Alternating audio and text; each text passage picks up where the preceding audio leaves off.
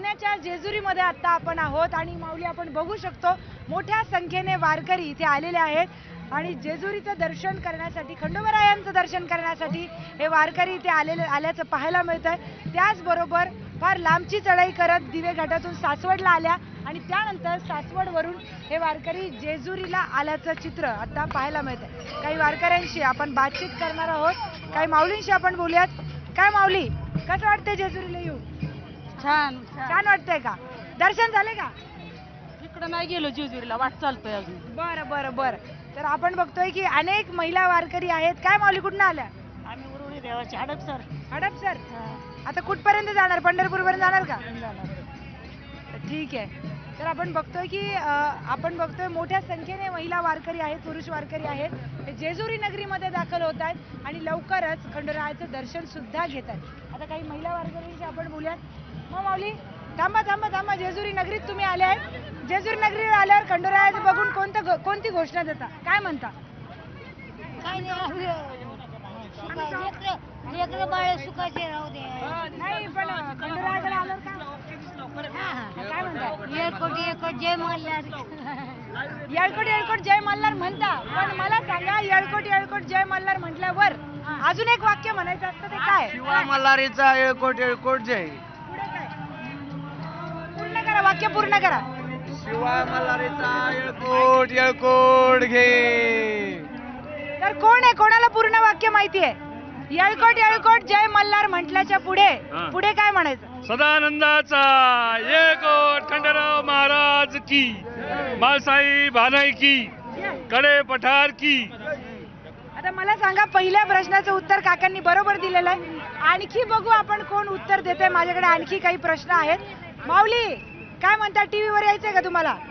आता मला सांगा, पुण्यावरून तुम्ही जेव्हा इकडे आल्या, मध्ये कोणता घाट लागला तुम्हाला? हे सासवड घाट कोणता होता? दिवे घाट, दिवे घाट। दोन प्रश्नांची उत्तर काकांनीच बरोबर दिलेली आहे। चला, अजून एक प्रश्न तर अशी पहिली जेजुरी अशी नगरी आहे जिथे शैव आणि वैष्णवांचा एकत्रपणे मेळा होतो आणि इथे आपण बघतो की एरवी आपण जो टीका लावतो, इथे आपण भंडारा लावलेला असतो आणि त्या भंडाराचं महत्व सांगा जरा। काय भंडाराचं महत्व? खंडोबाचं महत्व, देवाचं महत्व, देवासाठी आम्ही भंडारा लावतोय, हेच महत्व। मला सांगा, येळकोट येळकोट जय मल्हारचा अर्थ काय होतो? कोणाला अंदाज आहे का? देवाला म्हणजे आपण केलेलं आहे, म्हणजे देवाला उद्देशून आपण म्हटलेलं आहे। तुम्ही कुठून आले? नाशिक। पूर्ण वारी चालणार आहे का? नाही, एकच दिवस चाललंय। हा, तुम्ही? नाशिक। तर आपण बघतोय की काकांनी 3 प्रश्नांची उत्तर आपल्याला बरोबर दिलेली आहेत आणि बाकी इथे कोण उत्तर द्यायला इतके कोणाला आलंच नाही उत्तर देता, म्हणून काका तुम्हाला आम्ही एक स्पेशल गिफ्ट देणार आहोत। काय वाटतं, काय असेल?